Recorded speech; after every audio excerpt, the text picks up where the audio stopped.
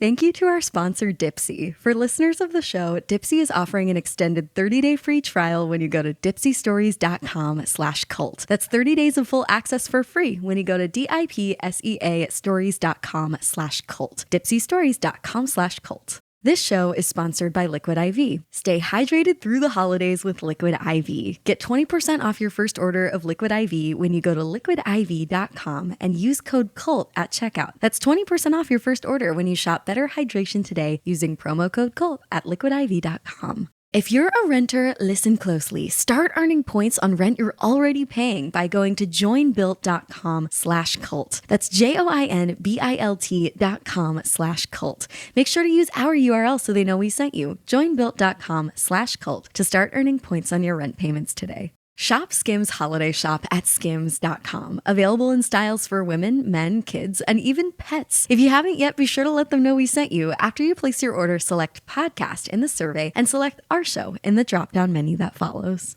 The views expressed on this episode, as with all episodes of Sounds Like a Cult, are solely host opinions and quoted allegations.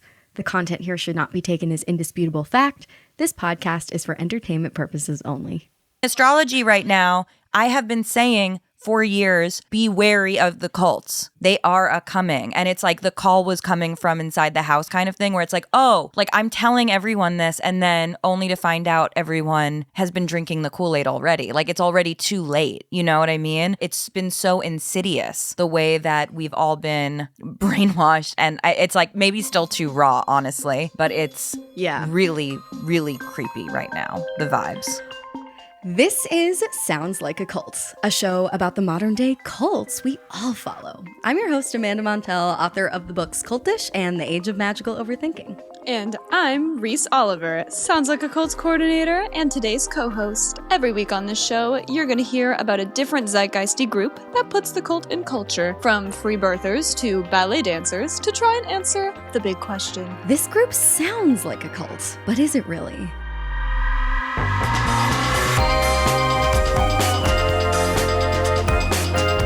And if so, which of our three cult categories does it fall into? A live your life, a watch your back, or a get the fuck out level cult? After all, in 21st century America, the word cult is up to interpretation. Cultish influence can be found everywhere, but it falls on a spectrum.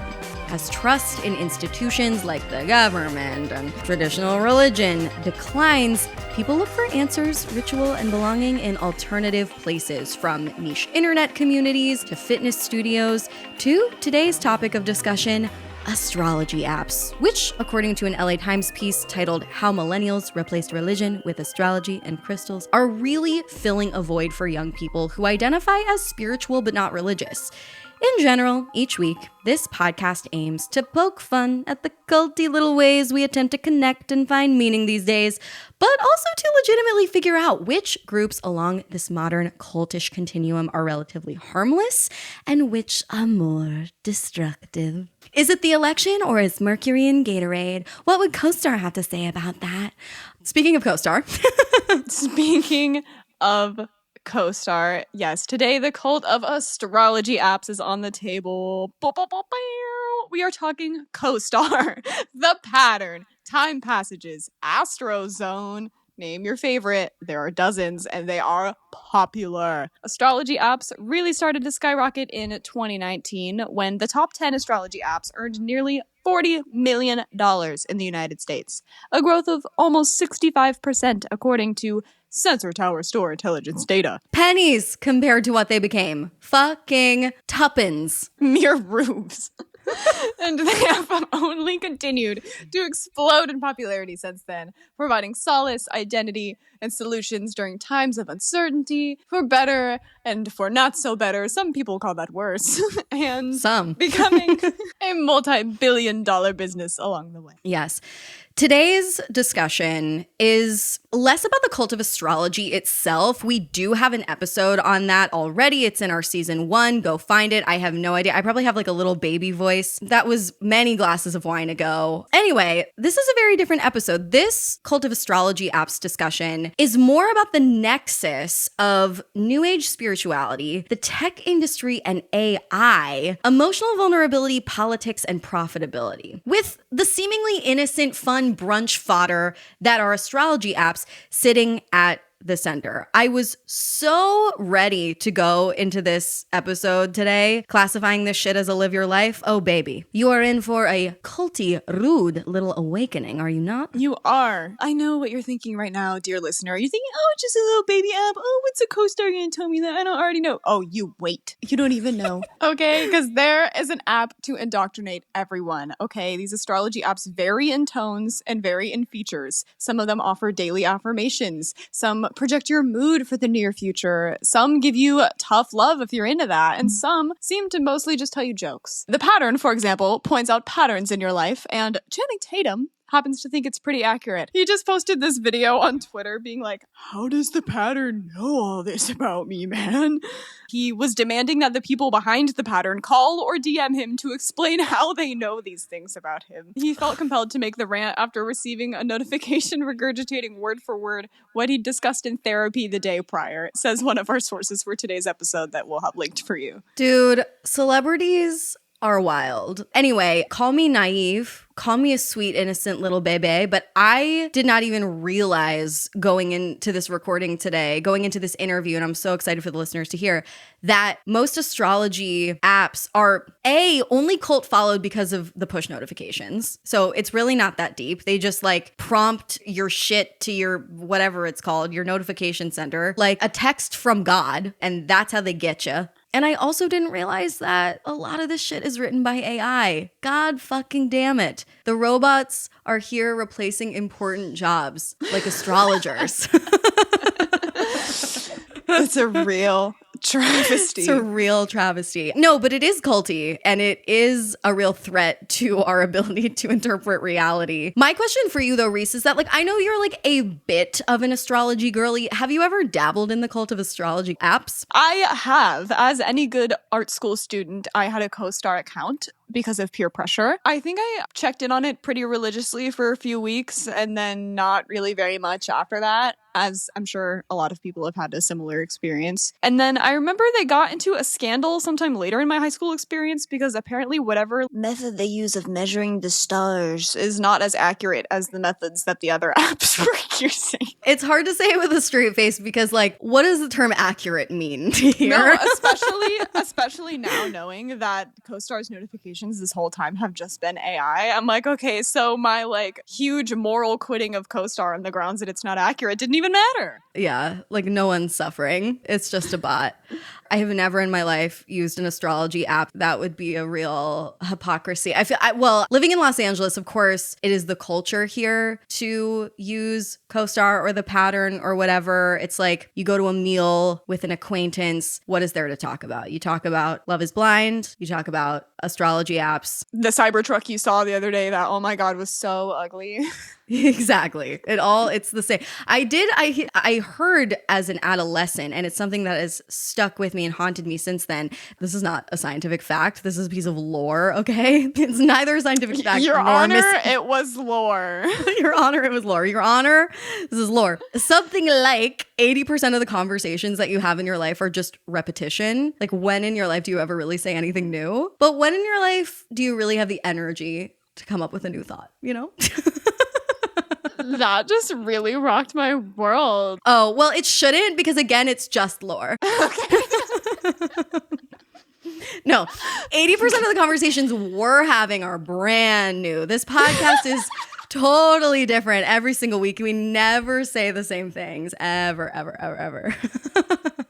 Any fucking who. I'm really looking forward to everyone hearing this conversation because it felt shocking. Like, I was shooketh to the damn core by what our very special guest had to say, because she has a unique perspective on today's subject matter, being an astrologer, but don't hold that against her. Like, she has notes. You know, when it comes to astrology and the role that it should and shouldn't play in your life, I feel like she has her head on her shoulders there. And also, she founded an astrology app that no longer exists. It didn't sort of make it, but she got some very unique insight into the cult where Silicon Valley meets spirituality. So with that, we're gonna get right into it. We're gonna introduce our special guest today. Her name is Alisa Kelly. She is an astrologer. She is a founder of many astrological resources online, including the Constellation Club. Without further fucking delay, here's Alisa.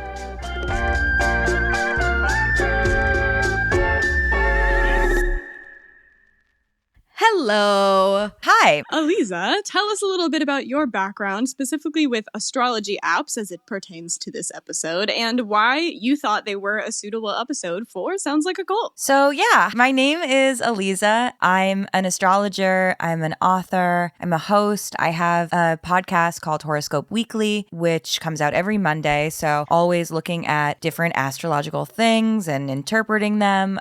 In my first iteration of doing this work, I actually started an astrology dating app called Align with my best friend, my co-founder. We went to college together, and we ran that from 2013 through 2016. And that was a really wild experience that I would love to share with you guys here. But in that experience, I really acquired a lot of information and insight as to what it takes to create a viable astrology app, why people would want an astrology app, why investors would like an astrology app. And I was able to really identify this interesting intersection between having this resource available to people. And as someone who is an astrologer, I'm always looking for ways to present information to people in an accessible and easy and relatable way. And then also what the dangers of having an astrology app are. Now, of course, like the dangers of astrology to me,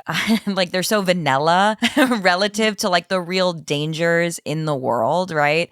It's like the dangers of astrology are like, oh no, like I keep doing these bad things because I'm a Scorpio, or like, oh no, like I keep attracting shitty men because my Venus is in Sag.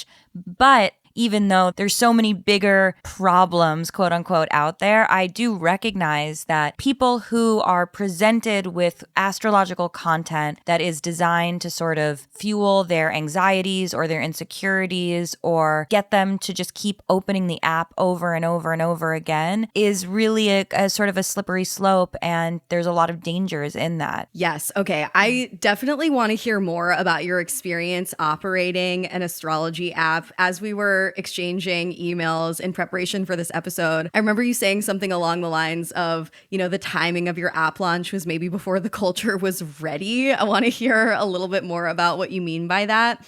As an overall sort of like bird's eye evaluation of this cult, so to speak, the way I see it is that like astrology in a vacuum, whether you believe in it a little bit more literally or you just sort of view it as like a general framework to understand your life and connect with other people, communities who crave spirituality, who crave answers, who crave ritual, etc., but you don't actually take it all that seriously. Regardless, I feel like, yes, it is relatively harmless, but then the app of it all starts to make it a bit more sinister because you're introducing addictive behaviors. Checking apps fucks with our brain chemistry. It is an addictive tendency, and app creators and app funders and those who benefit from an app succeeding are incentivized to make the applications more sensational and engaging and thus profitable. You're introducing VC funding potentially. Which, for those who don't know or watch Shark Tank, VC funding is basically when rich tech pros pour a bunch of private equity on an up-and-coming company like gasoline on fire in hopes that it turns the business into a culty success as quickly as possible. Yes. And so the marriage of capitalism and Silicon Valley and the spirituality that astrology can sort of innocently offer, that's where the equation starts to get culty for me. Mm-hmm. But yeah, before we sort of give a little bit of basic information about astrological apps, which we've gathered for the purposes of this episode, could you tease a little bit about your experience with founding that app and what was culty about it? So my experience with Align and with our journey was really a fascinating one. It was one that I have now, looking back, a lot of compassion for myself and my co-founder throughout the journey of that. At the time that we were founding it in 2013, I mean, I feel like the subtitle of this is like the cult of tech, you know, the cult of Silicon Valley, the cult of VC funding, and how creepy that experience is too. But at the time that we were creating this,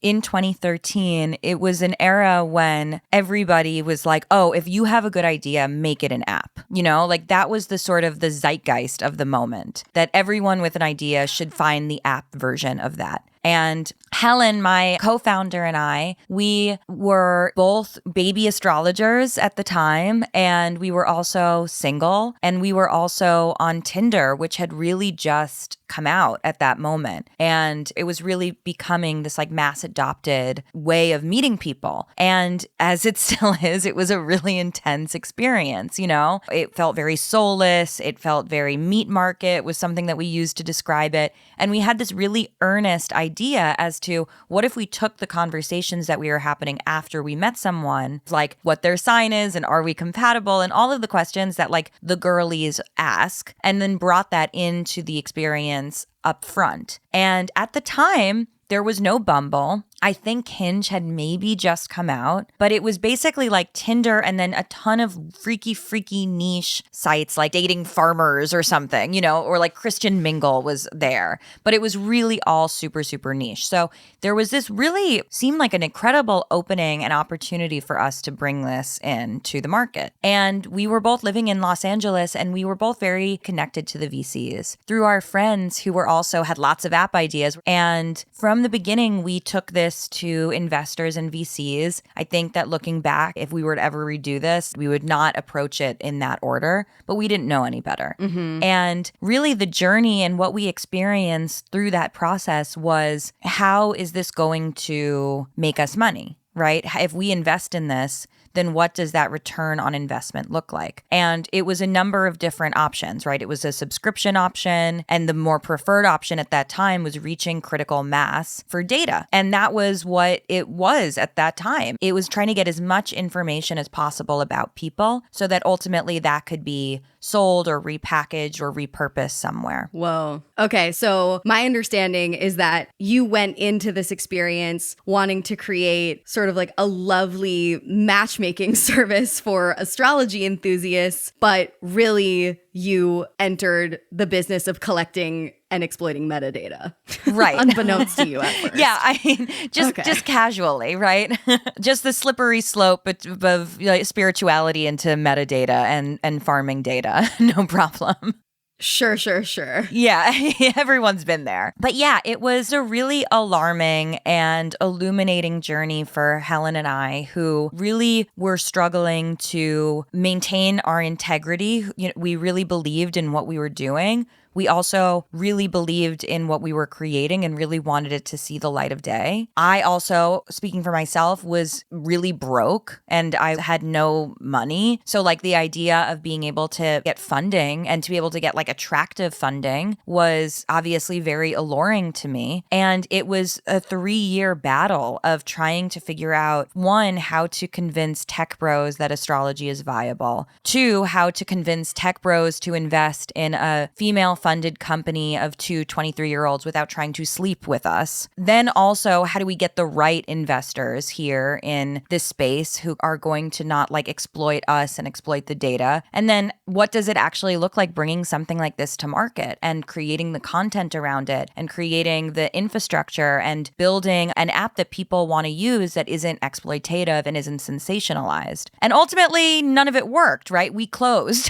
Like the story ends with like, we could not find middle ground with all of those. But it is very interesting that we closed August 2016 and CoStar opened October 2016. And CoStar is invested by the same VCs that we were having meetings with and that we weren't moving forward with. That's my tea. That's frustrating. Definitely frustrating. Also, I'm sure you experienced such cognitive dissonance. I experienced cognitive dissonance just hearing this story because, on one hand, if you're an astrologer and you have a skill, a market, there are people who want to consume what you have to offer. We are living in America. Like, of course, if the conventional wisdom of the moment is found an app, you're gonna fucking found an app and you're gonna sort of shoot in the dark, and you're not necessarily going to know if the market is perfectly ready to receive that. You're not gonna know necessarily like who's gonna be pulling the strings behind the scenes. You're just gonna kind of go into it hoping for the best. I can relate to being in a sort of entertainment adjacent, for you it was tech, this is sort of entertainment oriented field that causes you to have to like suddenly really, really reckon with your values. And at the same time, when it doesn't succeed for whatever reason, you're bummed because you like really believe in the foundational vision. And then I have to think that it is no coincidence that the reason that CoStar took off was because of the Trump presidency. And look where we are again. Like, I think people were really, to your point, having made it in the emails that we were exchanging earlier, like suddenly when Trump entered office, we were fucking ready for a new kind of spiritual authority to tell us what to believe and where to go for answers. So it's such an interesting timing sort of thing. This one looks different now. I mean, not to bring us too much to the present, but having now been an astrologer during Obama, having been an astrologer during Trump 1, Biden, and now as we come into Trump 2, I can tell you fully and completely that moving into this is a very, very different experience than it was the first time. It's really going to be a very different path forward. I want to fucking talk about it. Like, this convergence of tech, politics, and alternative spirituality is just like... Yeah, I mean, and the astrology right now, I have been saying for years, be wary of the cults. They are a coming. And it's like the call was coming from inside the house kind of thing, where it's like, oh, like I'm telling everyone this, and then only to find out everyone has been drinking the Kool-Aid already. Like, it's already too late. You know what I mean? It's been so insidious the way that we've all been brainwashed. And it's like maybe still too raw, honestly, but it's really, really creepy right now, the vibes. Let's actually take a second to quantify the political implications of astrology apps, because while astrology has been embraced by so many classically progressive spaces like art students and the queer community, there also seems to be a bit of overlap with conspiracy theorists, and then when you add Silicon Valley to the mix, astrology could start to have a pretty weird political influence on the people who use these apps, you know? I mean, in my mind, when I think of the classic astrology aficionado, if there even is one, I think of someone who has rejected the sort of like oppressive conservative religion they may have been raised with in favor of this more inclusive community. But I also know that the conservative alt-right has colonized a lot of new agey spaces. And so, there's a reason why there's a whole yoga mom to QAnon pipeline.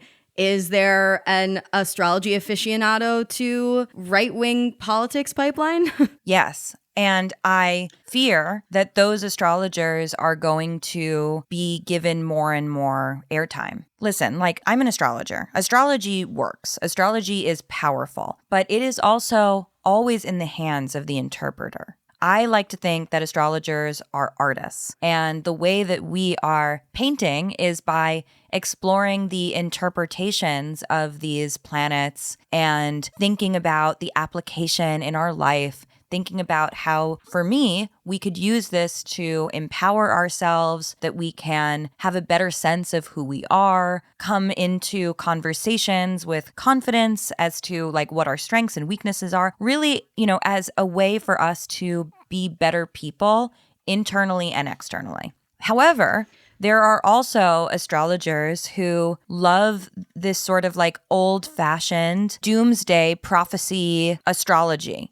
And those astrologers have become more and more prevalent on social media. They've become more and more prevalent on TikTok because that's the algorithm. So if you are saying these extremely sensational, shocking, massive predictions about the future, and oftentimes those looking like conspiracy theories, then you are going to have astrologers who are also maybe just people who started practicing astrology when TikTok started, becoming louder and louder. And with those louder and louder voices, when media Googles who's a famous astrologer, they're going to see so-and-so has 5 million followers on TikTok. It doesn't necessarily mean that they are a practiced astrologer, that they have integrity as astrologer, that they're using this information in a way that is going to uplift and empower people. It's most likely that they are really good at marketing, like a good cult leader, and thus really good at being able to create an entire brand around them and their identity and the sensational wackadoo things they say. At the time of this recording, Trump was just reelected. I'm already seeing that happen. Because why wouldn't it? You know what I mean? 100%. I want to get into some basic facts because we got into it so quickly, but I have to just comment on what you said. Something that we state over and over again on this podcast is that even the most notorious cult leaders from history, including Jim Jones and Marshall Applewhite, the leader of Heaven's Gate, etc., they weren't evil masterminds, geniuses with a grand plan. They were opportunists. And these TikTok astrologers are exactly that. They don't have a grand vision that they go ahead and execute. And when they gain 5 million followers, they're like, haha, I did exactly what I set out to do. They are opportunistically seeing what messaging lands, which of course is normally the most conspiratorial, negative information because that is what's most engaging. Negative information makes people seem like they are in the know, that they have access to transcendent wisdom, that they're sharing something novel and thus true. And I would even argue that a TikTok astrologer, unlike a cult leader of yore, say in the 70s, who had to have the charisma to get people to continue showing up to a congregation IRL, on TikTok, you have to have significantly less charisma in order to get people to keep coming to your content. No, none. Like, you don't have to have the organizational prowess to get people to show up to your event. You don't need to have the oratory stylings to command them to watch you for 45 minutes. You just need Subway Surfers edited in and the brightest font. And that's all. That part.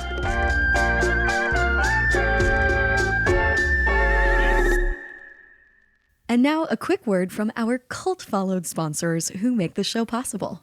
Calling all romance lovers. If you read A Court of Thorns and Roses, 50 Shades of Grey, or The Spanish Love Deception, and you want more, I have the app for you. It's called Dipsea, and it is the female-founded app for spicy audiobooks and more. It's created by women, for women. Their app has over 1,000 spicy audiobooks, all crafted by a team of professional writers and top-tier narrators, and they cater to every fantasy or fixation, whether you're looking for sapphic spicy audiobooks, romantasy, historical, contemporary, even something sports-themed. They have it all. And new chapters are released every week, so you'll always find something new to enjoy. I have been a big fan of Dipsea ever since they started sponsoring Sounds Like a Cult. I'm pretty sure they were one of our very first sponsors, and I would really recommend Dipsea to anyone who is interested in exploring their sensual side, but you want to keep it classy, and you want to be able to listen to it in public without anybody being able to see the cover of a book that you might be reading. You know what I'm saying? Dipsea is truly the best.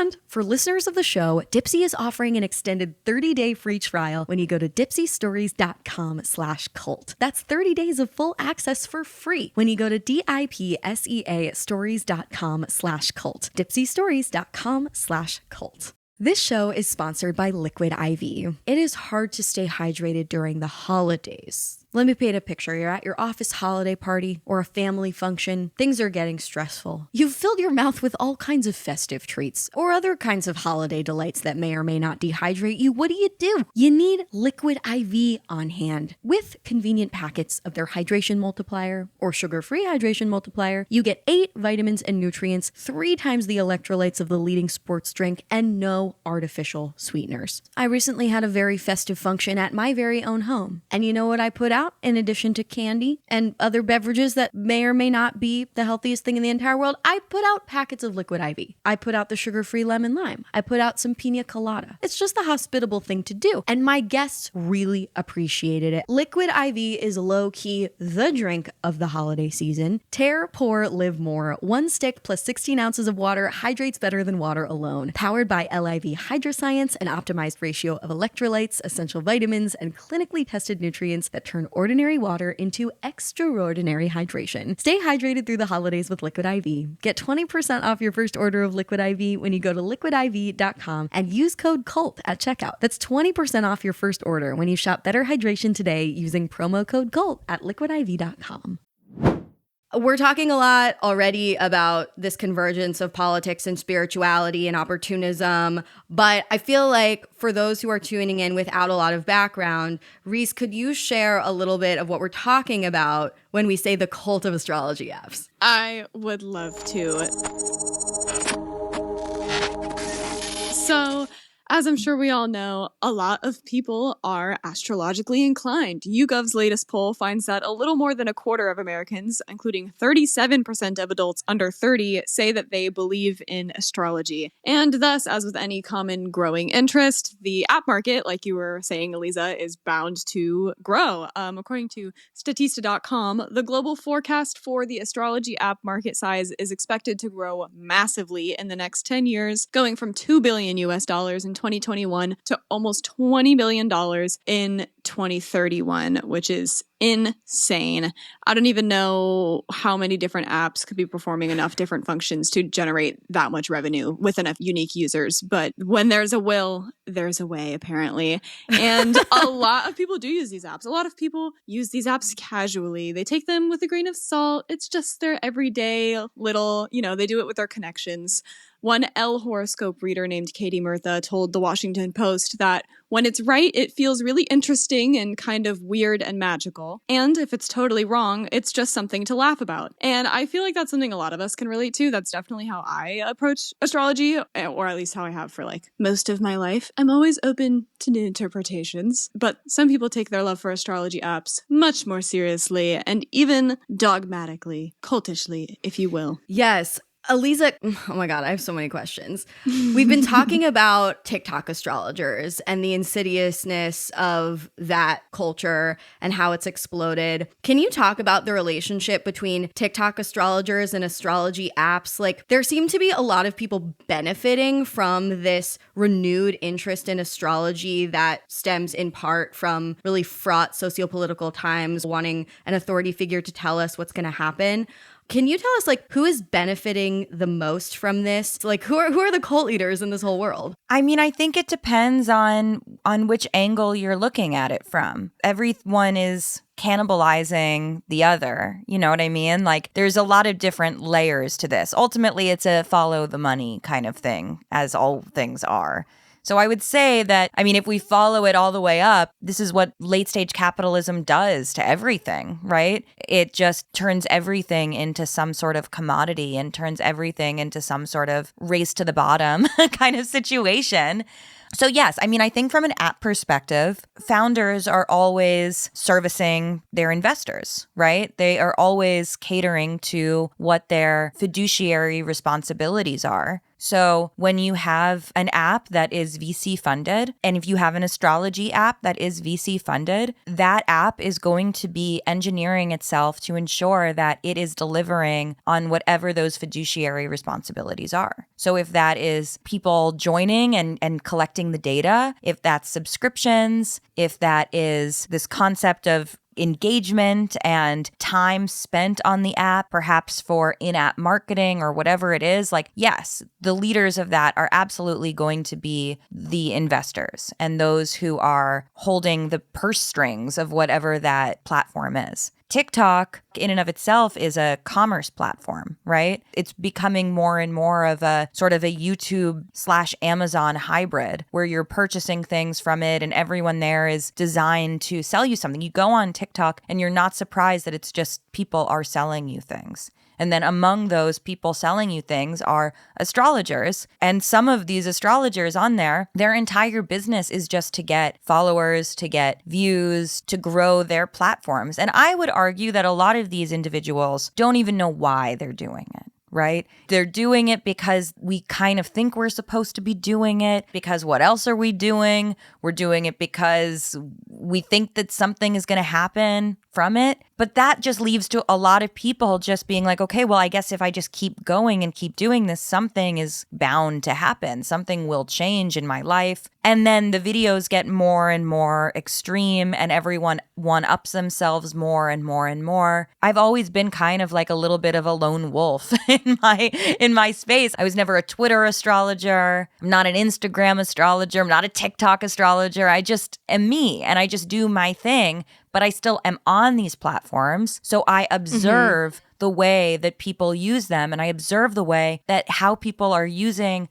this content that is astrology is changing. Because it's not astrology anymore. It's content. It's content. And that is the relationship between how people are using it on TikTok and how they're using it on the apps. They're using it as content. And it might as well be clickbait, because if astrology is stripped of all of its purpose, then it's just clickbait. Yes. Especially when it's so algorithmic and the whole point is to appeal to as many people as possible. You lose all of the personalized quality of astrology that makes people so drawn to it in the first place, is that it feels like they're being listened to uniquely. But when it's been turned into this form of content, the whole purpose of which is to be shoved at as many people as possible, it just absolutely loses its soul and anything that made it worth seeking out in the first place. Maybe I'm being dramatic, but Well, sounds like a cult. That's what we do.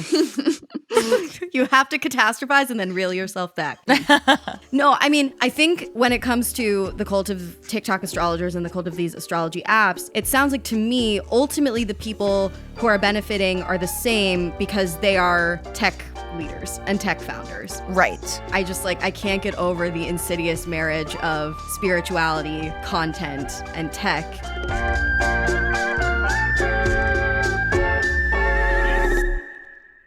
Okay, I got a PSA for anyone who rents. If you haven't heard of Built, then you haven't been up to date on Sounds Like a Cult episodes. Let me break it down for you. Earning points on rent is now a reality when you pay your rent through Built. You don't even have to check in with your landlord to start earning points that you can use toward a flight or a hotel stay or fitness classes or even your next rent payment, okay? It just makes fiscal sense. Let me explain. There is no cost to join Built, and as a member, you'll earn valuable points on rent and on your everyday spending. Built points can be transferred in so many different ways. They partner with over 500 airlines and 700,000 hotels and properties around the world. So if you're a traveler, you can use paying your rent to your advantage. What I absolutely love about Built is that they've taken points reward systems that most of us are already familiar with, and they're applying it to basically the most annoying bill that any renter has, which is paying that rent every single month. It's super easy to make an account and to figure out how to redeem your points. If you're a renter, I just seriously recommend checking it out. Start earning points on rent you're already paying by going to joinbuilt.com/cult. That's JOINBILT.com/cult. Make sure to use our URL so they know we sent you. Joinbuilt.com/cult to start earning points on your rent payments today. Okay, culties, I have to tell you about the Skims pajamas that I just got. They're from the Skims holiday shop, and I've worn them every night for the past week and a half. They're these very slinky, brick red, incredibly lightweight and cozy and comfortable little PJs that look oh so freaking festive. And also from their holiday shop, I got a packet of their Fits Everybody cheeky briefs in these super cute holiday patterns. They are so comfortable. I'm wearing them right now because they are so comfortable and are cut in exactly the right way. Listen, I'm a baby. I do not have a high tolerance for uncomfortable underwear. I am obsessed with these. And I think they would make a perfect gift for that cutie patootie who you don't know what to buy for. Just trust me, you won't regret this purchase. Shop Skims Holiday Shop at skims.com. Available in styles for women, men, kids, and even pets. If you haven't yet, be sure to let them know we sent you. After you place your order, select podcast in the survey and select our show in the drop-down menu that follows. I read a novel earlier this year called Worry by Alexandra Tanner, where this sort of disillusioned, bumbling millennial New Yorker gets a job writing horoscopes for an astrology app, sort of like a middling astrology app. Even though she doesn't know anything about astrology, it is literally just copywriting. And that reminded me so much of what you said, where this isn't astrology anymore. It's just astrology themed content, the way that dating apps aren't really for matchmaking. They're just love themed content. So my question for you, Alisa, because, like, as someone who founded an app and was trying to make it successful, what are some of the cultiest ways in which these apps recruit followers, so to speak, and exploit them? Yeah, I mean, I would say that the number one thing that I see on these apps, and something that certainly is one of the most low-hanging fruits of developing an app, is the push notifications. And that is where CoStar, for instance, has been incredibly successful, because you will get a notification on your phone that sort of stirs you psychologically. It elicits an emotional response, and thus you have to check your app. You know, you have to go on and see what it was. And I think that that technology, which is such simple technology, that's why I call it a low-hanging fruit. I mean, but it's so smart. How do you get people to develop a habit? How do you get people to, even when they're not thinking about, oh, I wonder what's going on with me astrologically today, if you get a notification on your phone that says, like, watch out, someone's lying to you, you're like, whoa, who's lying? I have to see who it is. I was having a very normal day, and now maybe I'm not, you know? And I guess if we think of it from a more sinister perspective, like, that is a form of psychological manipulation, you know? Are apps all psychological manipulation? I'm sure that we can make an argument for them. They're thinking about putting, you know, Surgeon General warnings on apps these days. But with the astrology apps in particular, because you are also meddling in people's vulnerable space, their own unique astrological profile. And these apps promise to be personalized in such a way that there are going to be people who get a notification that says someone's lying to you, and it's like, oh my God, I knew it. And then they go on a departed path. But then the funny thing is that rather than follow that narrative, the next day the app is going to say something like, you look hot. You know what I mean? Because they're not really, it's not like having an astrologer who is working with you on figuring out how to navigate challenges in your life and figure out the best timing for certain things and how to show up and really be your most earnest and authentic self. It's like spaghetti on the wall. You know, what notifications are going to get you to click in? No, exactly. Yes. They're definitely relying on you forgetting about anything that's not applicable, which, with how many like junk notifications I personally get bombarded with every single day, that is honestly so genius. Because you know that people are going to be, like you said, searching for those notifications, especially because so many of them are so alarmist. But they're also such vague nonsense that when they're not alarmist, they're really easy to write off and discredit. I'm so disheartened and, like, we'll never get over the fact that, like, people who bring measured data to the public, people whose job it is to communicate accurate information to the public, are oftentimes not as skilled in marketing and psychological manipulation as people who don't give a shit if they're sharing accurate information or not. And so it's like, oh, goddamn, like, you bitches just wait. When the Surgeon General figures out how to follow the CoStar model, like, maybe our society will actually get somewhere. Yeah, I mean, but are we going to live in a society that even has a Surgeon General anymore? You know what I mean? Like, all of it is sort of imploding on itself. That is a scary and fair point. Talking about the psychological phenomena at play, Reese, do you want to start talking about where astrology apps start to get truly culty from a psychological perspective? I would love to. So going back to talking about how those notifications can seem so personal, but also so vague, this is symptomatic of something called the Barnum effect that these astrology apps are taking advantage of, which, according to the Washington Post, can be summarized by the statement: if an astrologer or palm reader makes a statement that can apply to many people in the course of a reading, something like, you're generally a very open person, but sometimes find it hard to share things, even with your closest friends, someone is more likely to ascribe it to the teller's ability. So obviously this is something that you can apply to astrology as a whole, but I think the apps, because they are reaching such a large mass of people at once, more than ever rely on this. It also creates this really weird power dynamic, which makes these astrology apps appear to have this transcendent wisdom, which, like you said, causes the followers to become really reliant reliant on them and find this cult leader in this app that's not even really a person. Yeah, that's not a person at all.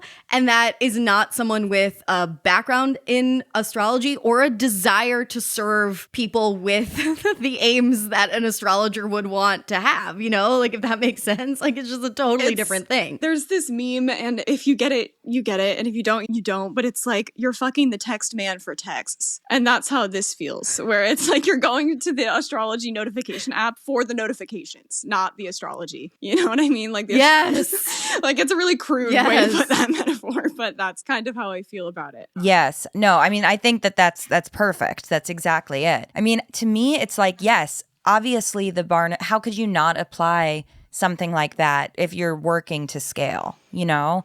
If you're thinking about hundreds of thousands or millions of users and individual people coming on every day, naturally you have to sort of experiment. You have to just try a lot of things. And one of those is going to feel like it hits. However, these apps are using AI more and more. And one of the wild things about AI is that it's not just copy, you know, it's intuitive. The co-star notifications are AI. I didn't know that. Yes, they are AI. I've been recently introduced to an app that is the byproduct of a VC. It's VC created, and it is exclusively AI. There's not an astrologer in sight.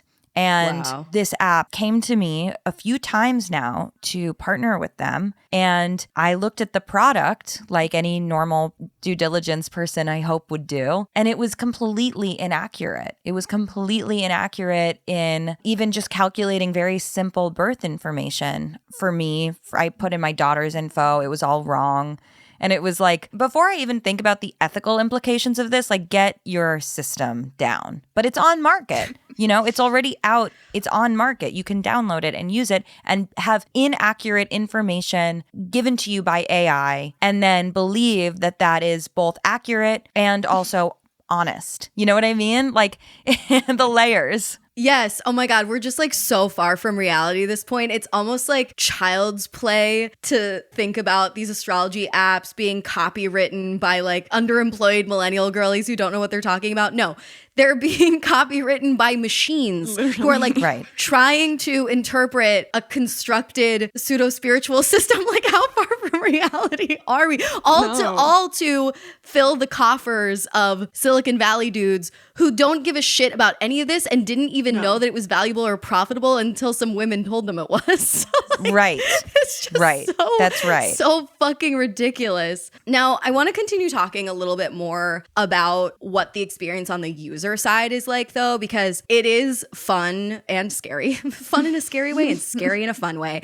to talk about who is pulling the puppet strings here. But I also want to think about who is suffering on the user end. And I do think that some of these apps, most of these apps, which are now not even using human beings, can be destructive in a cultish manner because they're preying on people's desires to understand themselves and their relationships during these crisis-ridden, really fraught sociocultural times. These apps, again, which are not even being written by human cult leaders all the time, are encouraging people to like base their decisions on just like gobbledygook, like absolute gobbledygook. So not even the astrology, we love it, gobbledygook, like another layer of gobbledygook. Mm-hmm. I think a lot of these apps are really exacerbating people's self-centeredness, their individualism, again, their dependence on the app. I think they can dissuade people from pursuing certain real life relationships because, you know, they feel like they have their co-star guiding them. They don't need to connect with that Scorpio that they went on a date with or, you know, confide in their parents to talk about a problem because whatever the pattern told them they would be fine.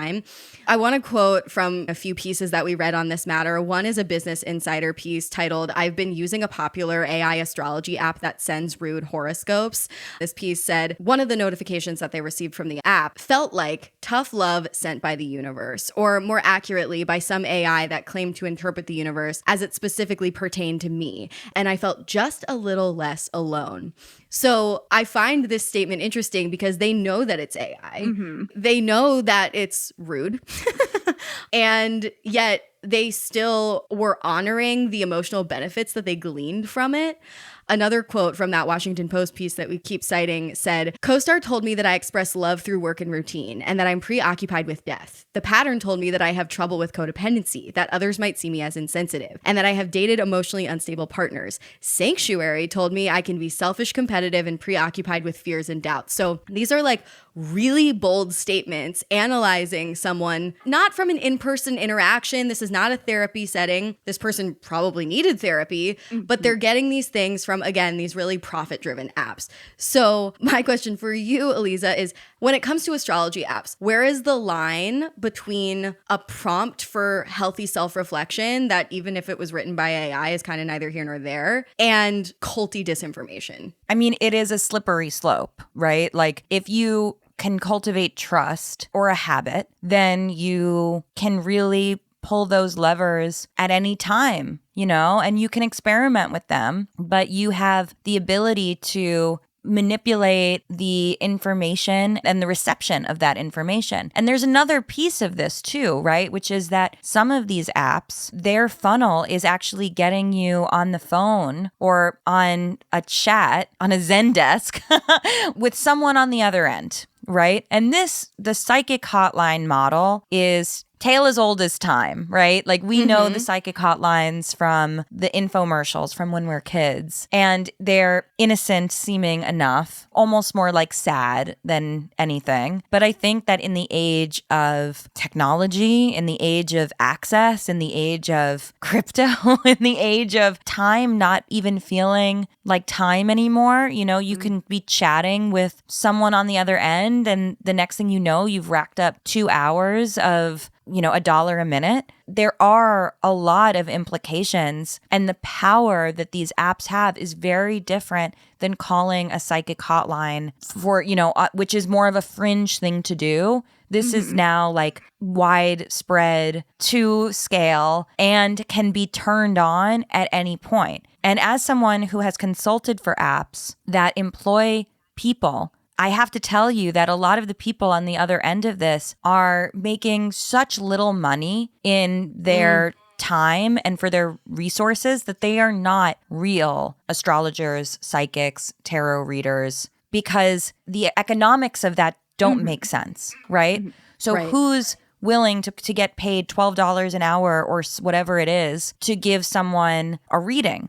It's not going to be someone necessarily who has their own practice. It's not going to be someone necessarily who has invested their own time and energy into cultivating a client base. It's going to be whoever signs up to do this work on these platforms. Or it's just AI, right? It's probably going to become more and more just simply a robot. And the implications for that obviously are very dystopian, but also very scary. We've seen what can happen with AI. We know that if you continue that conversation long enough, AI starts to tell you all kinds of weirdo things. And if you're trusting that someone is on the other end of that and they're gifted in intuition and they're telling you, I think you actually should break up with your husband. I think you actually should get a divorce. I think you actually should transfer your money to this account and to invest in this crypto. Like, Houston, we have a problem. Yeah, we're going to touch on some more of those astrology apps that explicitly prey more on finances a little bit later, because I find those super interesting. But I love what you said about astrology apps being so particularly culty because they're mainstream and trendy in a way that like calling a psychic is not. And that's something I really identify with. When CoStar was blowing up, I was in high school and I was kind of like a casual astrology enjoyer before that, but I downloaded it like everybody else.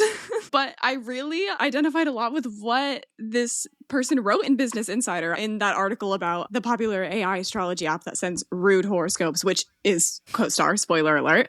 They also wrote, before CoStar, I wasn't an astrology fanatic. Typical Aquarius individualistic thinking, I know. But the app's real genius is perhaps in locating its key demographic. It was all the rage at my women's college, so I hopped on what seemed like a relatively harmless bandwagon, which obviously happened to me and makes the use of AI both more necessary and so much more insidious because it's reaching so many people and so many young people at that, which is so scary. So, Alisa, do you think that the astrology world is becoming more entangled with people's lives over time and in their decision making in recent years? Because of the apps. I do. I do think that people have a changing relationship with astrology.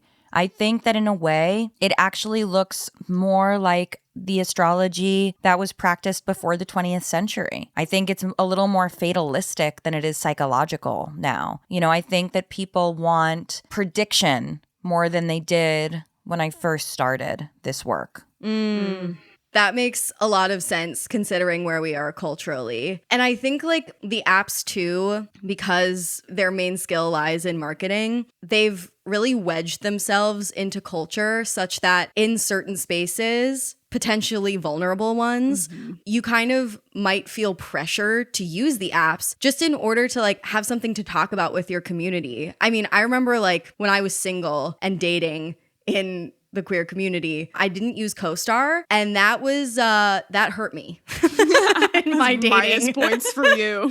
Literally minus points for me. I would like to think that there were a few people who I could have sealed the deal with that I didn't, because I just didn't have a CoStar vocabulary to bring to the table. And so it's like, that's a low stakes example, but these apps really are wedging their way into people's real lives and decision making with regard to relationships and politics and money in a way that is sometimes overt, but sometimes more subtle. Yeah.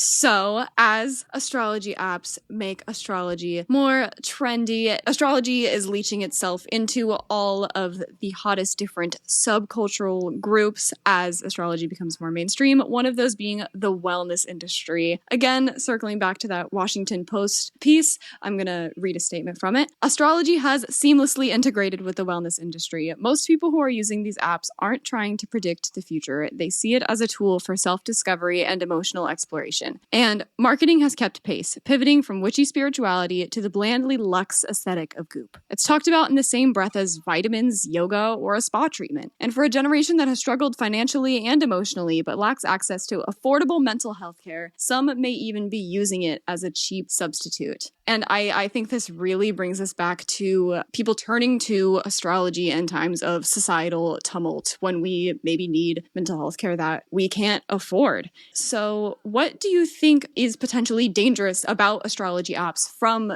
a perspective of mental health? I do think that there are a lot of dangers here. Let me rip this apart for a second, because I do think astrology is wellness, period. You know, I do think that astrology is a practice in wellness. And although the goop aesthetic is not mine, I understand that that sort of like whitewashed, very clinical way of experiencing wellness had a moment, is still in the moment. I'm not sure. It does seem like, I mean, it's never been my taste, so it doesn't appeal to me, but I also think it might also be on its way out. Suffice it to say, astrology is wellness, and it deserves a place in wellness. It deserves a place at retreats. It deserves a place in spas. It really is an incredible way of being able to see and experience different dimensions of yourself. And it's not psychology. It's simply a different practice. 100 years ago, psychology was just beginning, and it was deemed a pseudoscience, and it was seen as just full of quacks. Over the past 100 years, psychology has proved itself, and mental health awareness has proved itself to be an increasingly critical part of our culture. And psychologists use and go to school and acquire skills that enable them to be counselors and support people. That is not the journey of an astrologer. We have different skills and different credentials and different ways of seeing the world, and you cannot replace one for the other. Your therapist cannot become your astrologer, and your astrologer cannot become your therapist. But in a time like we are in now, when so many people are struggling and suffering, and mental health is so poor, you need a therapist before you need an astrologer, I believe. But also at the same time, I will say, when I started this journey, I started it in tandem with my first therapist. At the same time that I was going and starting therapy, I was also learning about my astrological profile and studying my birth chart. And I was bringing this to my therapist, who is not an astrologer, and saying, like, it's really interesting you're saying that because I see, I'm a Pisces moon and that really checks out for me. And she was like, oh, good. I'm glad that you're finding a tool that helps you metabolize what we're talking about here. So both are really important. But certainly the TikTok astrologer who started practicing astrology in 2022, who has had no counseling on trauma, is not the person that you should go to with your clinical CPTSD or BPD, Yes. I really appreciate you pointing this out because this is why we have a cultish spectrum, right? Live your life, watch your back, get the fuck out. It's cheeky. It's not scientific. It's not real. But much like astrology itself, it is a helpful tool for understanding where certain communities and practices belong in our lives and where they don't. And I really appreciate you pointing out that, like, there is a time and a place for astrology, and it's not for everybody, but you don't have to yuck somebody's yum. And at the very same time, you don't have to force a yum on someone all the time. Don't force a yum. Yeah. Don't force the yum. So, like, I think these astrology apps with their push notifications and their mis and disinformation and, the TikTok astrologers not being motivated to really heal people, but being incentivized to fulfill their own bottom line, whatever that may be. That reminds me of like a core message that we want to communicate on the show in betwixt all of the giggles, which is that when a community convinces you that it deserves a place in every single pocket of your life, that's a sign that it's too cultish for comfort. Like, a cult leader wants to be your therapist, your lover, your chiropractor, your accountant. Like, a cult leader wants to play all of those roles in your life. And if your co-star notifications are suggesting that they are appropriate to apply to how you invest in stocks and also who you date, that's a red ass flag. Speaking of, astrology showing up in places where it doesn't belong, there are already apps for predicting which stocks you should invest in based on your horoscope. There's one called Bull and Moon. Like, that was not a fake example.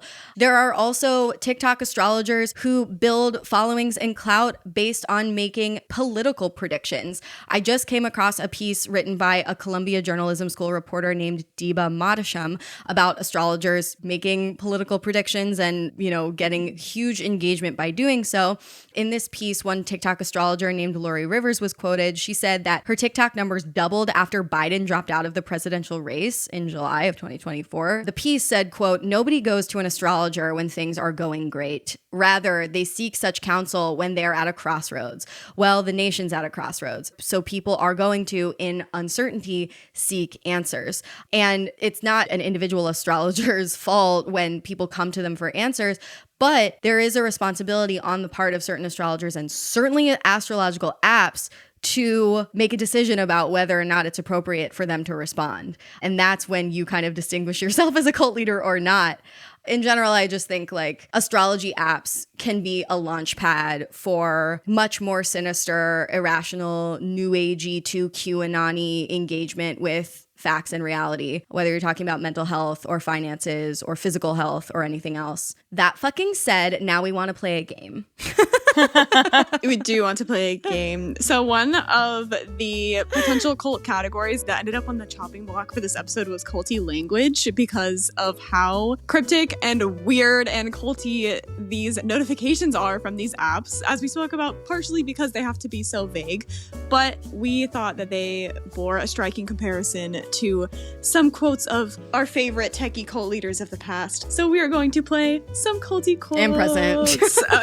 And present, of course. So Amanda and I are going to take turns giving you quotes, and you are going to guess if they are from an astrology app or from a techie cult leader. Oh my God, this is genius. Okay, culty quotes. A classic sounds like a cult game, but I feel like it's never been applied more appropriately than right here and right now.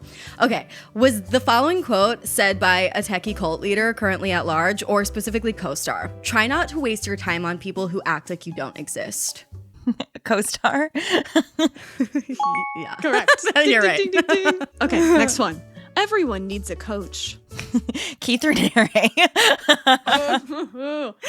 That's a good guess. It's a really good guess. It is Bill Gates, actually.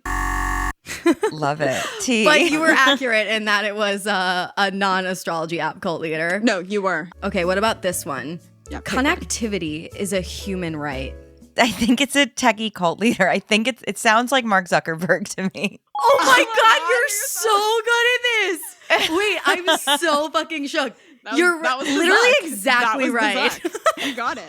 It's so him. It's so him. You make me believe. Alisa, you make me fucking believe. We're enlightened. Okay, next one. Imitate and steal like a great artist. Oh, that's a good one. And a notification. Yes, that is co-star. You are correct. Ding, ding, That's ding. co-star. Oh my God. I feel like I'm on Jeopardy. This is really fun. You're winning. We You're tried. winning. Oh my God, I want to play Well, this all day. I might lose now. You can't lose. We all win and lose.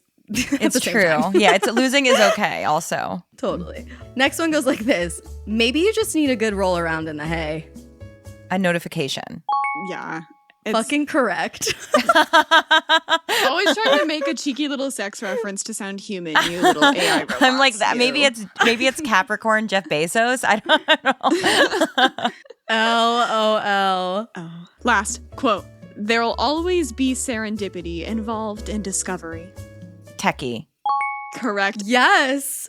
Do you want to guess who? Yeah, I think it's Steve Jobs. Very close. No, it was Bezos. That was Who you Bezos. mentioned, like, That was 15 seconds Bezos? ago. Okay, Yeah, Bezos doing Steve Jobs. Oh my God, but you were freakishly good at that. You were freakishly good at that. Listen, I have spent time on both sides of the aisle. Like, I know how to make the copy, and I also have talked to these tech bros.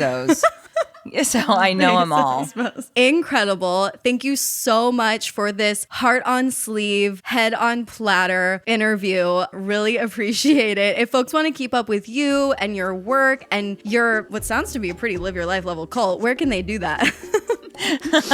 Yes, you can find me on my podcast, Horoscope Weekly, which comes out every Monday. And then also I'm chronically online everywhere at Alisa Kelly, ALIZAKELLY. Gorgeous.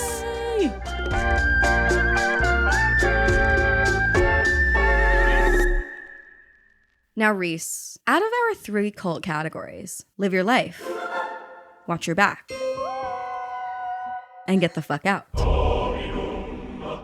Which one do you think the cult of astrology apps falls into? Get the fuck out. Get the fuck off of my phone. Get the fuck out of my astrology, AI. I so agree. Okay, tell me more. I really just feel like there's no need for any of them to exist, especially in the current form we've learned that they do. And I feel like it's just contributing to the way too much content we're consuming every day that leaves little room for critical thought. I'm already sus as hell of the role that astrology is increasingly playing in the spiritual lives of young people. Do I think it's as sinister as institutionalized religion? Of course not. Do I think it's creepy that it has paved the way to make truly irrational, new agey, sometimes destructive and oppressive and like dangerous from a public health perspective decisions? Yes, I find that fucked up. I find that culty. I want to hold the women in my community to a higher standard than that. And I say women because most of the people I know who dabble in astrology are women. But when you add in the power of Silicon Valley and the tech industry, good night and good luck. Like, no, this shit is a get the fuck out, babe. Leave. Yeah. Delete. Yeah, I think for astrology, you have to go fully analog. No. No apps at all. You better get out your telescope, babe. Whip out your Right. protractor. Let's go. Yeah, 100%. No, there's a happy medium. Find a reputable, trusted source that's not CoStar. Oh my God, maybe in Los Angeles, astrology apps are so popular because there's too much light pollution and smog. People can't see the actual stars, so they have to learn about them on their phone. Astrology apps. I get the fuck out. Get the fuck out. Okay, agreed. I love agreeing. Well, that is our show. Thank you so much for listening. We'll be back with a new cult next week. But in the meantime, Stay culty, but not too culty.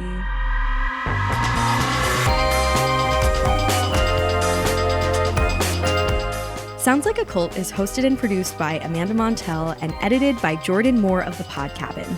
Our theme music is by Casey Cole. This episode was co-hosted and co-produced by Reese Oliver. Thank you as well to Katie Epperson. And if you like the show, please feel free to check out my books, Word Slut, A Feminist Guide to Taking Back the English Language, Cultish, The Language of Fanaticism, and The Age of Magical Overthinking, Notes on Modern Irrationality. If you're a fan of Sounds Like a Cult, I'd really appreciate it if you would leave a rating and review on Spotify or Apple Podcasts.